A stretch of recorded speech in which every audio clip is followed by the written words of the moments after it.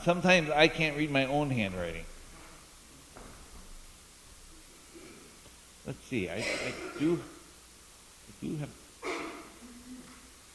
Well, I'm not going to get my own notes, I guess. I don't know where that copy of it went. All right. Well, I'm sure it wasn't all that important.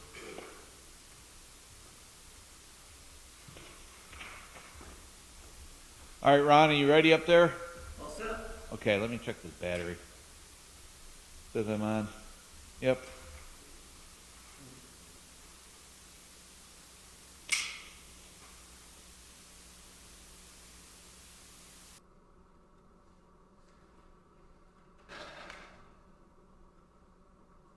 All right, for our introduction, we're going to look at that little paragraph on the top of the page. When asked what the greatest commandment was, Jesus answered, "Love the Lord your God and love your neighbor as yourself." We have two kinds of relationships, a vertical relationship with God and a horizontal relationship with each other. Today we're going to focus on that horizontal relationship. If you ask a variety of people what it means to love your neighbor as yourself, what answers do you think you might get?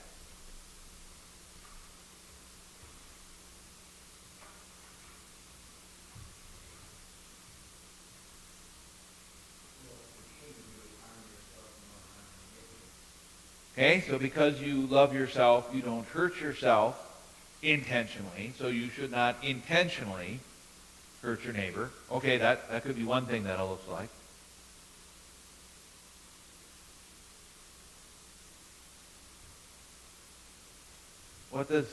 What might someone say that it means to love your neighbor as yourself?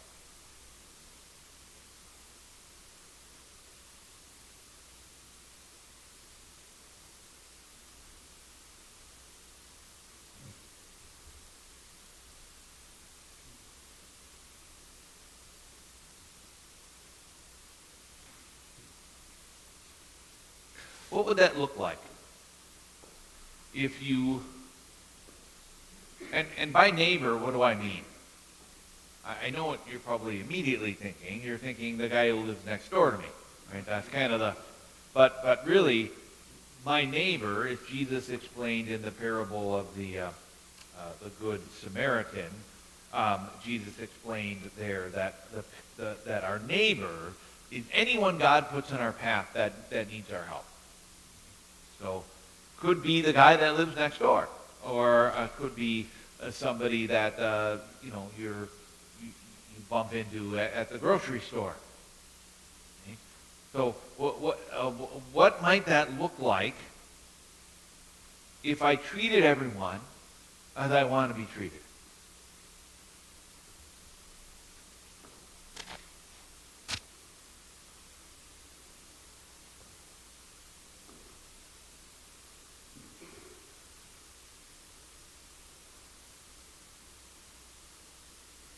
What do you think people, how do people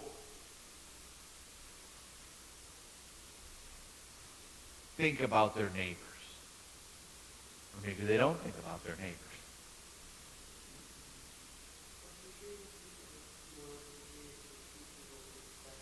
Okay, respect, kindness, compassion.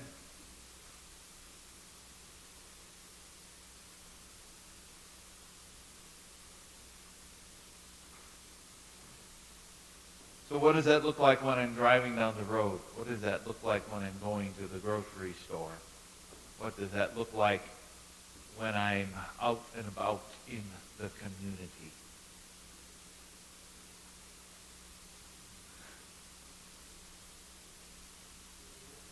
Yeah?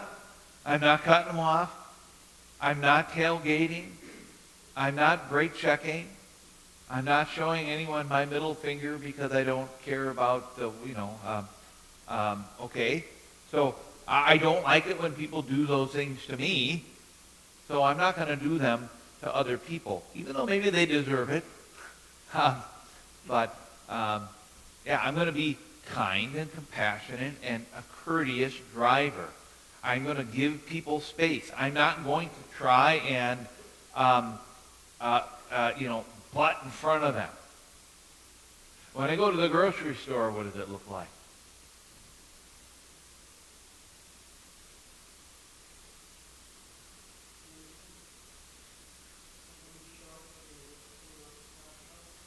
Yeah, you're going to help someone. Um, when my friend Chris was here, there was a lady who needed help in the grocery store. She was looking through every can of tomato soup, and she wanted the ones that had the latest expiration date. And she had about 10 of them out, and she was trying to hold on to them, and she couldn't figure it out. And so Chris and I stopped, and we helped her. I mean, we helped her, and then she needed help with something else. Then after that, and then later on, we saw her in the store, and she had the tomato. She was in the same aisle with the tomato soup again, putting them back. She decided not to buy any after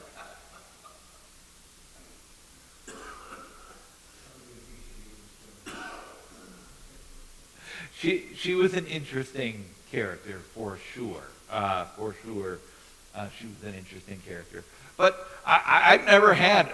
I've never had an interaction with somebody in Walmart that lasted 5 minutes. That was at least 10, because she asked us for something else afterward on her way back. I think she asked us to put them back after we spent 7 minutes helping her find the longest date on the tomato bisque soup. Then I don't know what happened. Maybe she ran out of money. And decided she couldn't buy them. I really don't know. She was an interesting lady. But yeah, we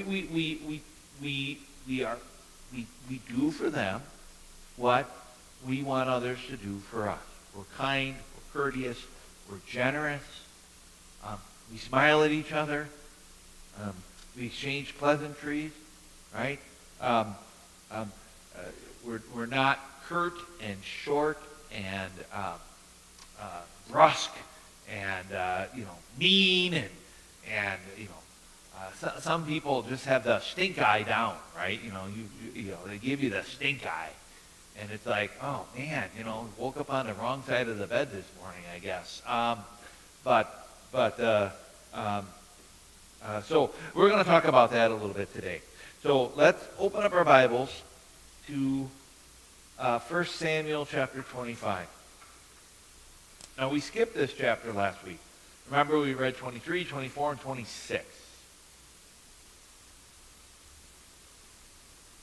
1 Samuel chapter 25. And I kind of highlighted a little bit what happens in that chapter last week, but we'll read the whole thing this week. So we've got David, Nabal, and Abigail. I'll read, I think it's about the first 11 verses is where I'm going to stop. Now Samuel died, and all of Israel assembled and mourned for him, and they buried him at his home in Ramah. Okay, Samuel was a really important figure in Israel's history. Do you remember how Samuel got his start as a servant of the Lord? His mother dropped him off as a very young boy at the temple, and he was the servant of Eli, the high priest, and he kind of followed him around, lived in the temple with Eli, and learned how to become a servant of the Lord. And then the Lord called him to be a prophet. And Samuel was pretty old when he died. He was in his 90s. And so David is probably in his mid-20s here.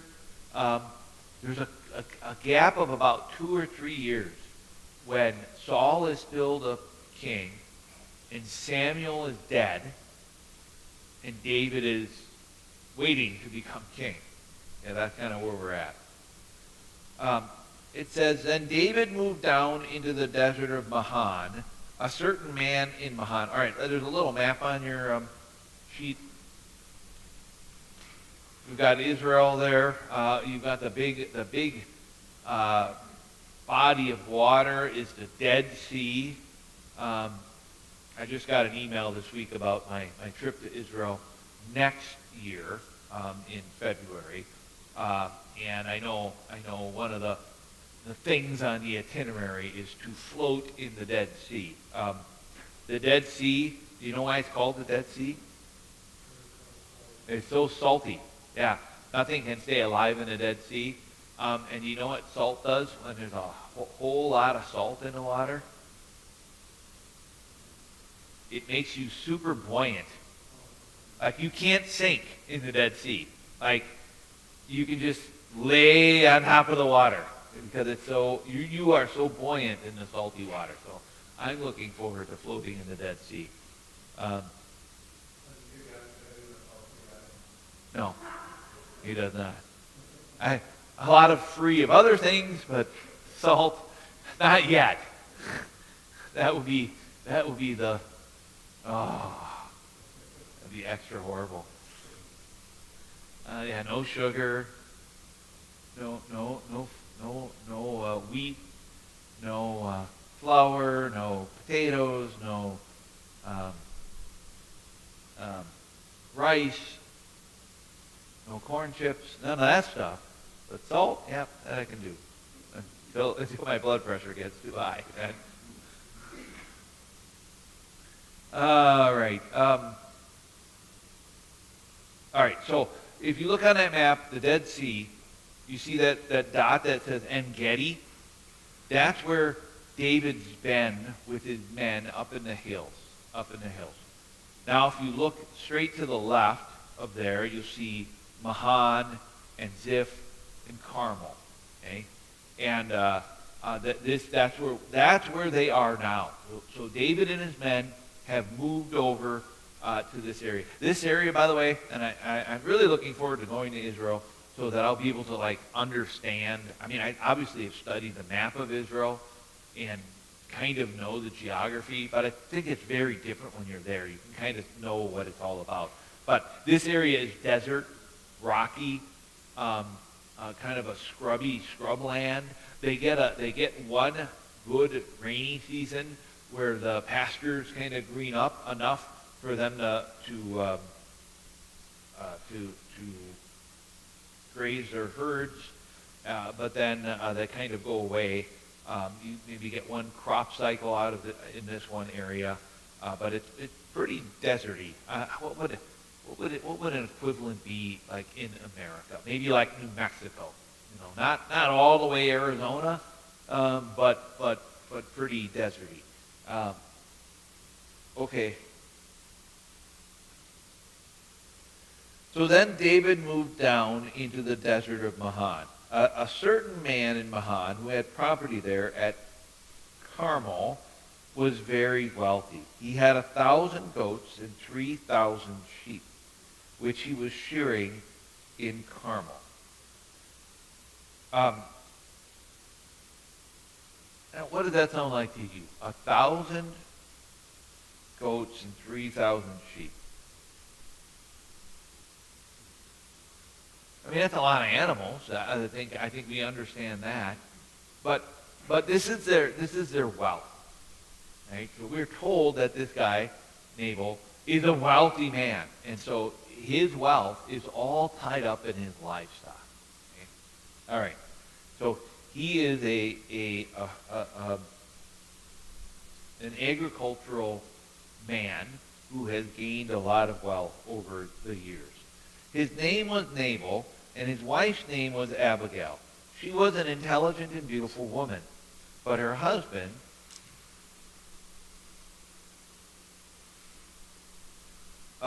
Calebite was surly and mean in his dealings. Okay, so Abigail, good. Why? Why?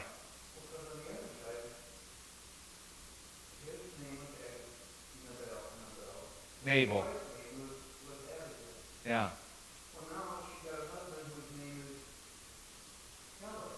Oh, no. He's a Calebite. That means he's from, I was going to ask you what that means. Okay. But her husband, a Calebite, yes, he is a descendant of Caleb. Who's Caleb? He's a descendant of Caleb. Who's Caleb in the Bible? So Joshua is about to enter into the promised land, and he sends the 12 spies into the promised land to find out whether the promised land was whether they were going to be able to conquer it or not. And the 12 spies come back, and 10 of them say, nope, they're way too big, their walls are too tall, they're mighty warriors, no chance. And 2 spies said, yeah, we can do this. The Lord's on our side, we can do it. The names of the 2 spies who were for taking the land of Canaan were Joshua and Caleb. And that's who Caleb is. So this guy, Nabal, is a descendant of the Calebites, the people of Caleb. Why does that matter? I don't know that it does. I guess what it does teach you is that in this man's past, his ancestors were faithful Jewish believers.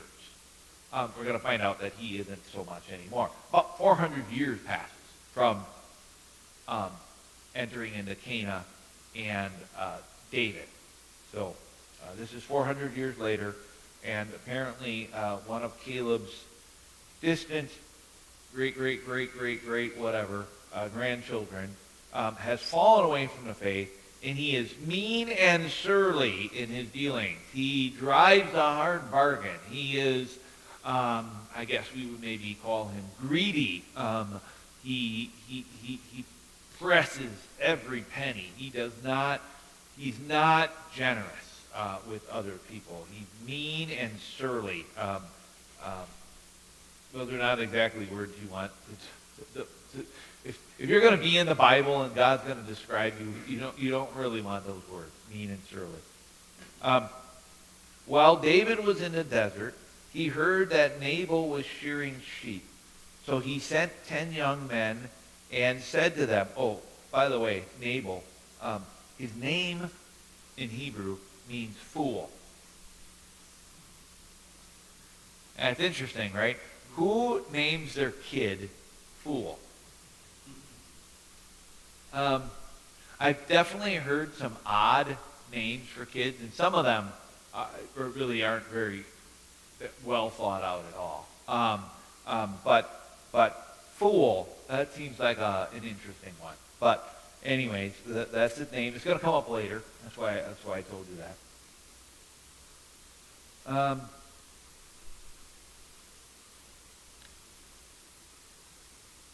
So David is in the desert. He hears that Nabal was shearing sheep.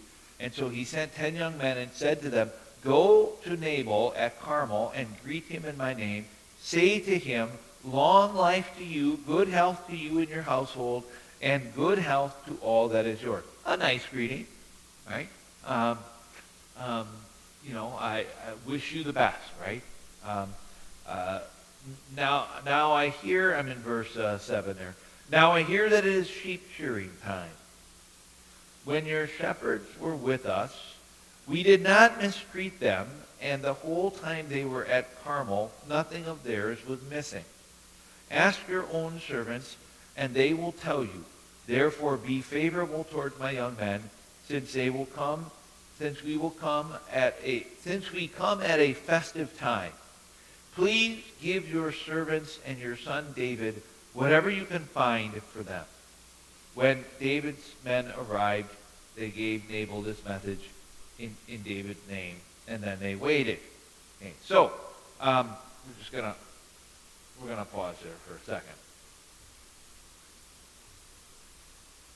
Well, we need to keep going because I want to ask you what you think of Nabal. And you haven't heard what Nabal does yet. Nabal answers David's servants, who is this David? Who is this son of Jesse? So right there, that tells you that Nabal knows who David is. He knows. Because he knew he's the son of Jesse. Many servants are breaking away from their masters these days. Why should I take my bread and water and the meat I have slaughtered for my shears and give it to men coming from who knows where? Okay? So David's men show up, say, hey, do you remember when your shepherds were with their flocks out in the pastures by Carmel, and me and my band of 600 men were hanging out up at the mountaintops? We made sure that your shepherds and your sheep were safe. Nobody pestered you when you were grazing your sheep over by our territory, because we kept you safe. Do you remember that? Now, could you spare a little something since it's sheep shearing time? What can you imagine about sheep shearing time? Well, I can tell you that it was well, what do we have in America? What festival do we celebrate when our harvest is coming in? Yeah. So I think the sheep shearing time is the equivalent of our Thanksgiving. And so we typically have a turkey on Thanksgiving. Most American families have a turkey on Thanksgiving. It's tradition, right? So David is hanging out up in these caves with his 600 men. What do you think that's like?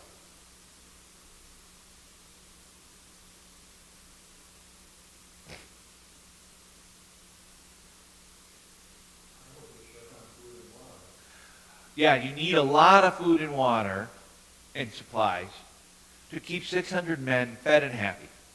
Okay? So that seems to be what David angled here. It's kind of like I scratched your back, now would you scratch mine? And this is kind of what we were talking about earlier about how do we treat our neighbors? We treat them as we want to be treated.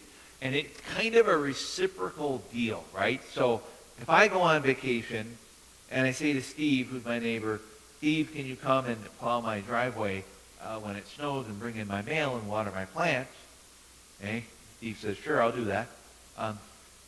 It's kind of expected, right, Steve, that when you go on vacation, you might call me up and say, hey, I'm going to be on vacation this week. Can you water my plants and take in the mail and whatever needs to be done? And you would expect me to say what? Sure. Yeah, sure. Right? Because remember, I scratched your back, so now you're going to scratch my back. So that's kind of what David's got here. He's hungry. There's this big festival coming up where guess what you traditionally eat at sheep shearing time? It's not turkey, right? So David's looking at, and Nabal is extremely wealthy. He's got how many of them? I don't remember. 2,000, whatever it is. 3,000 sheep. 3,000 sheep. And they're all gathered together because they're shearing them all now. And David comes over, and there's like 3,000 sheep all gathered in one area, and he's going, lamb chops. I'm looking pretty good right now. And so he asked, please, nicely, give us whatever you have. I mean, he didn't demand like I want the finest of lambs and the tenderest of chops and the Wagyu raised in Japan sheep. No, it was just you guys are celebrating. Can you share something with us? It would be like somebody who says to you at Thanksgiving, man, we don't have any place to go. We don't have any food to eat. And you might be inclined to say, well, come on over. What's one more person, right? So that's kind of the situation that's going on. Now, Nabal hears it, and he says, who's this guy? Why is he asking me for my lamb chops? I butchered those lambs for my guys. I'm not giving it away. Again, he's super wealthy, but he's not generous. And David did do him a favor, but Nabal's not going to do anything back for him. So he says, and then did you catch what he said? He said, I hear there's a lot of guys breaking away from their masters lately. So that tells you what he thinks about David. He thinks that David is the one who broke away from Saul. What really happened? Saul drove away David. Remember, Saul tried to stab him with a spear. So it's not that David is the rebel. It's that Saul is the person at fault here. But it seems that this Nabal guy sides with Saul and sees David as a troublemaker. And probably is thinking along these lines. Well, if David broke away from his master and Lord, I don't want any of my servants getting any ideas that this is something that you can do, that you can just leave. And so he says, beat it. Verse 12. David's men turned around and went back. When they arrived, they reported every word. David said to his men, put on your swords. So they put on their swords, and David put on his. About 400 men went up with David, while 200 stayed with the supplies. One of the servants told Nabal's wife Abigail, David sent messengers from the desert to give our master his greetings, but he hurled insults at them. Yet these men were very good to us. They did not mistreat us, and the whole time we were out in the fields near them, nothing was missing. Night and day, they were a wall around us, and all the time we were herding our sheep near them. Now think it over and see what you can do, because disaster is hanging over our master and his whole household. He is such a wicked man that no one can talk to him.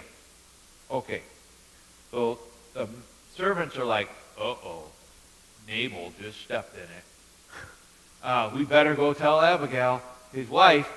And it's interesting how the servants seem to have a good relationship with Abigail because they can say some things about her husband that's a little surprising, right? I mean, generally speaking, you don't go to your boss and you don't go to your boss's wife and start complaining about your boss to your boss's wife. That's probably not going to work out for you most of the time. But that's exactly what these servants do. And they figure Abigail can sort this out, can undo what Nabal has set in motion. They know, oh boy, this is not going to be good. David is not going to take this kindly. Verse 18. Abigail lost no time. She took 200 loaves of bread, 2 skins of wine, 5 dressed sheep, 5 seahs, which is basically a bushel, 5 bushels of roasted grain, and 100 cakes of raisins, and 200 cakes of crushed figs, and loaded them on donkeys. Then she said to her servants, go on ahead, I'll follow you. But she did not tell her husband Nabal. Okay, so again, Nabal is a wealthy man, and he must be a pretty good businessman, and Abigail must be a pretty good manager of the household. Because look at all these stores that they have. She's like, I have to go and protect my husband. He's going to get us killed, which he almost did. So she grabs the supplies, verse 20. As she came riding her donkey into a mountainous ravine, there were David and his men descending towards her, and she met them. David had just said, it's been useless, all my watching over this fellow's property in the desert, so that nothing of his was missing. He has paid me back evil for good. So David really kind of was expecting a little bit of a, I'll help you, you help me. This is an interesting verse. May God deal with David, be it ever so severely, if by morning I leave alive one male of all who belong to him. Okay, so he's taking an oath here. Let's talk about David for a minute. Let's talk about Nabal first, and then David. So far, what do we think about Nabal? Yeah. Yeah, he's so greedy that it's going to cause him problems. Nabal is living up to his name, which is fool. He may be a really good herdsman. He may be a really good businessman, but he doesn't have very good people skills. I think we've all met people like this, right? People who get very wealthy, and we kind of wonder, how did that happen? Because they don't have a lot of people skills. Anyways, now let's think about David. What do we think about David so far?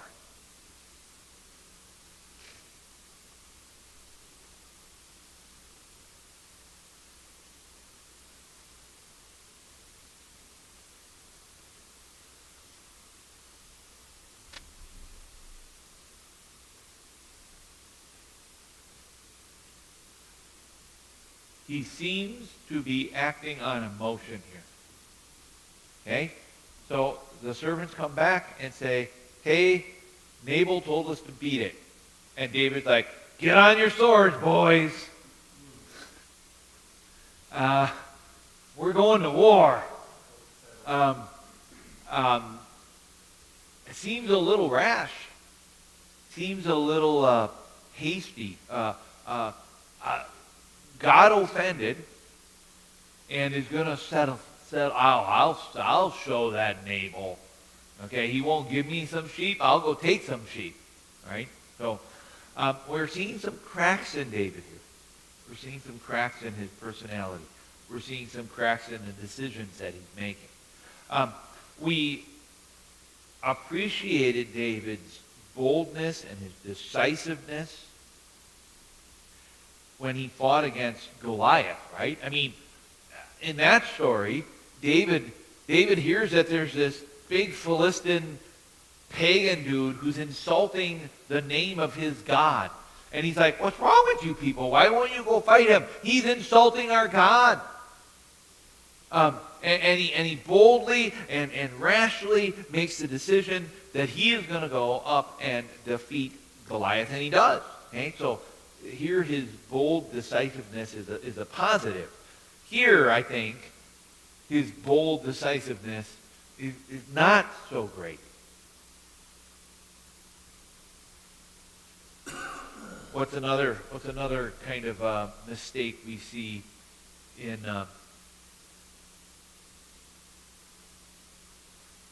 David's approach with this?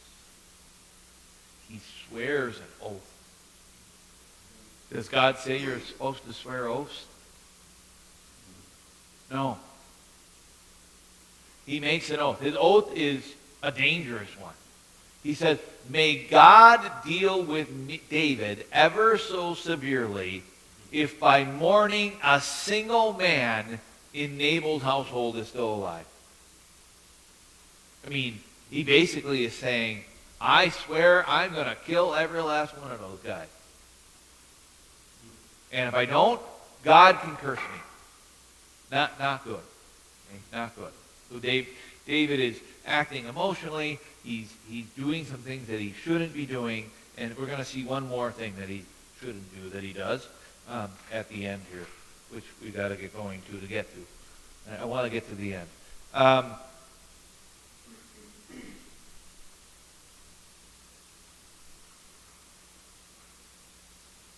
All right, that's verse 23 we're in. When Abigail saw David, she quickly got off her donkey and bowed down before David with her face to the ground. She fell at his feet and said, my lord, let the blame be on me alone. Wow, she's a good negotiator, right? She knows how to, settle down the heat, take the heat out of this situation. Don't be so mad at Nabal. It's my fault. Now, was it her fault? It wasn't her fault. But she's willing to take the blame. Please let your servant speak to you. Hear what your servant has to say. Now, she's going to repeatedly call herself David's servant. She's humiliating herself. She's humbling herself to David. She's trying to say, don't see me as a threat. May my Lord pay no attention to that wicked man Nabal. She called her own husband wicked? Yeah, because he was. He is just like his name. His name is fool, and folly goes with him. But as for me, your servant, I did not see the men my master sent. Now, since the Lord has kept you, my master, from bloodshed, and from avenging yourself with your own hands, as surely as the Lord lives, and as you live, may your enemies and all who intend to harm my master be like Nabal. And so she's saying, see, David, God is at work here. He is using me to stop you from doing something you're going to regret. Killing a whole bunch of people who are innocent. Right? Nabal is the one who David is after.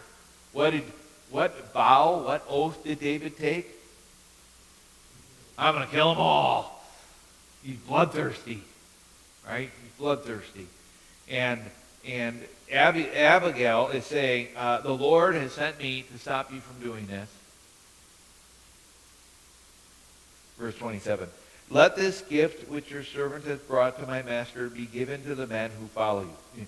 Basically, you know those lamb chops you were after? I got them. I got them and some extras, right? I got raisins, I got fig cakes, I got wine, I got the whole. I got bread. I've got the whole thing. I didn't just bring the main meal, the lamb chops. I brought the whole thing. It's like a Thanksgiving spread. I got it all on these donkeys. So please forgive your servant's offense. Again, now look at how she's kind of being very respectful, very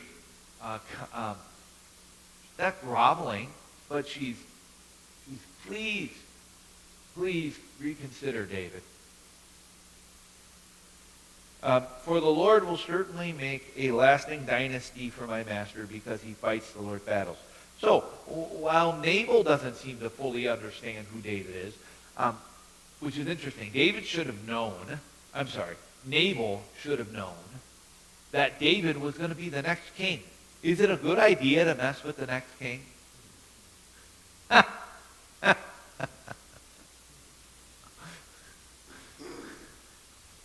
was going to insert a political joke here, but I'm not going to. Not wise to mess with the next king. Okay? He might come after you. But that's what Nabal does. But Abby, she gets it. She's like, oh no, the Lord is going to make you a lasting dynasty because you fight the Lord's battle. She knows who David is. She knows that he fought Goliath and won. She knows that he is a God-fearing man. Let no wrongdoing be found in you as long as you live, even though someone is pursuing you to take your life. The life of my master will be bound securely in the bundle of the living by the Lord your God. But the lives of your enemies he will hurl away as from the pocket of a sling. Kind of interesting choice of words, right?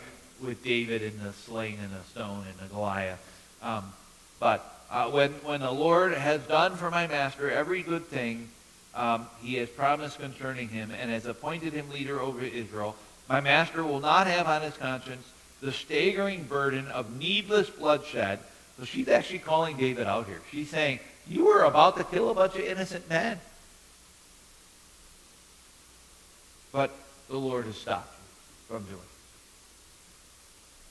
it. And when the Lord has brought my master success, remember your servant. Okay? David said to Abigail, praise be to the Lord, the God of Israel. So he understands the importance of what just took place. That Abigail stopped him from doing a terrible thing. May you be blessed for your good judgment and for keeping me from bloodshed this day and from avenging myself with my own hand. Otherwise, as surely as the Lord, the God of Israel lives, who has kept me from harming you, if you had not come quickly to meet me, not one male belonging to Nabal would have been left alive by daybreak. Then David accepted from her hand what she had brought him and said, go home in peace. I have heard your words and granted your request. When Abigail went to Nabal, he was in the house holding a banquet that that like of a king. Again, this is harvest season. He's celebrating the successful harvest. He was in high spirits and very drunk. And so, again, here's the guy living up to his name, right? So she told him nothing until daybreak. Then in the morning, when Nabal was sober, his wife told him all these things, and his heart failed him, and he became like a stone. About 10 days later, the Lord struck Nabal, and he died.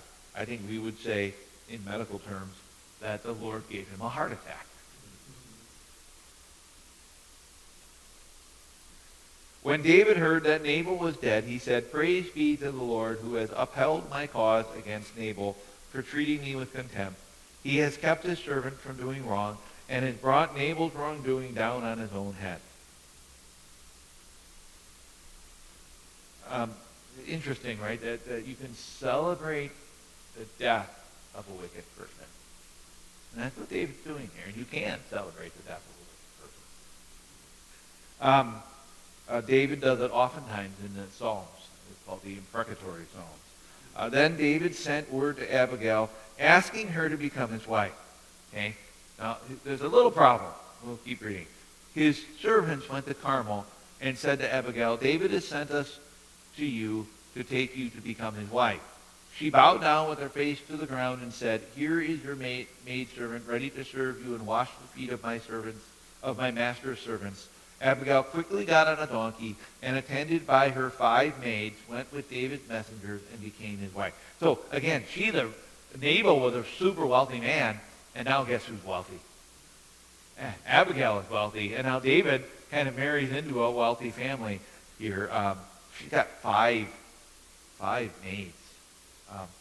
Anyways, David had also married Ahinoam of Jezreel, and they both were his wives. But Saul had given his daughter Michal, David's wife, to Palatiel, son of Laish, who was from Galim.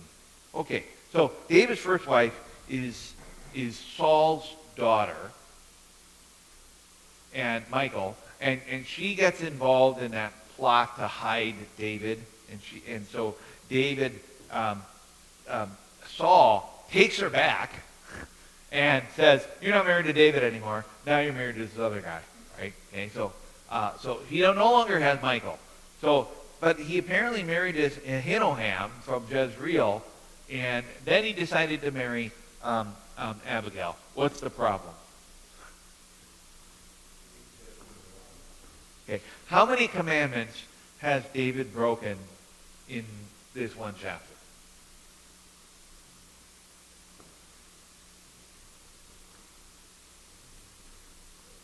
Yeah. You shall not curse. You shall not swear, right? Okay, he broke that one. You shall not murder. He didn't murder, but he was going to. Right? So that counts. And now he's marrying Abigail, even despite the fact that he's already married, and it was strictly forbidden for kings to marry more than one wife. And David not going to stop at 2. We're gonna find out about that as we go on. So, what? Oh, big pile of them. Big pile. Yep. Numbers that don't even make any sense. Like, there's not enough evenings in 4 years to hang out with all of his wives.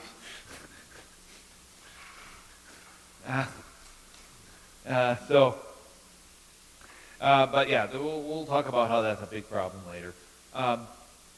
So God wants us to love our neighbors as ourselves, and David does that, but then falls into problems. What can we learn from this?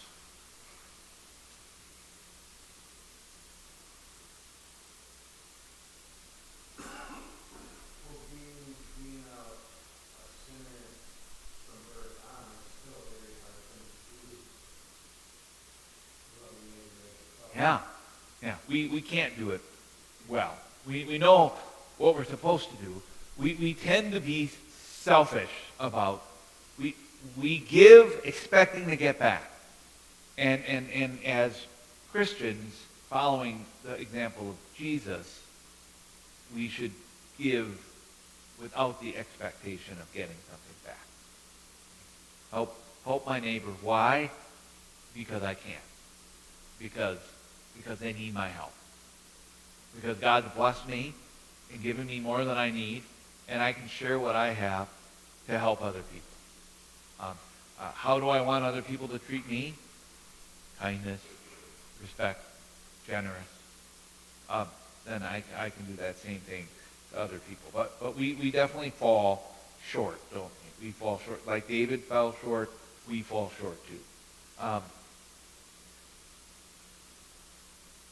You guys have any other questions about this lesson? Interesting story, isn't it? You didn't know that my daughter was named after a Bible story, yeah? No, not like this habitat. Yeah, it doesn't say she did the cooking. She has all these maids. Yeah, she probably sits on the chair in the kitchen and tells the baker to make the bread, raisin cakes, big cakes. I don't know, but she seems like a good. I mean, the way she negotiated with them, she seems very God-centered, right? I mean, she's like the Lord is intervening here. She sees God's hand in this better than David, and it's kind of showing David how God is intervening. God's been intervening lots of times. God has been watching over David and protecting him and getting him out of sticky situations over and over again. This is just one more. That's because God is training David to trust in him. And every time he needs help, come back to him for help. And this would be another example where God sent Abigail to save him from doing something he shouldn't have done. Let's bow our heads. Dear Heavenly Father, we thank you for watching over us, protecting us. You know all things. You know when we sin. You know when we put ourselves in danger. You know when we get ourselves in sticky situations. And because of your love for us, you provide others that help us get out of those situations when it is your will. We thank you for your protecting hand over us each of our days. We ask that you would warn us of sticky situations, that we would not break your commandments and put ourselves in bad spots. We ask that you would teach us how to do that more and more. We pray this in Jesus' name. Amen.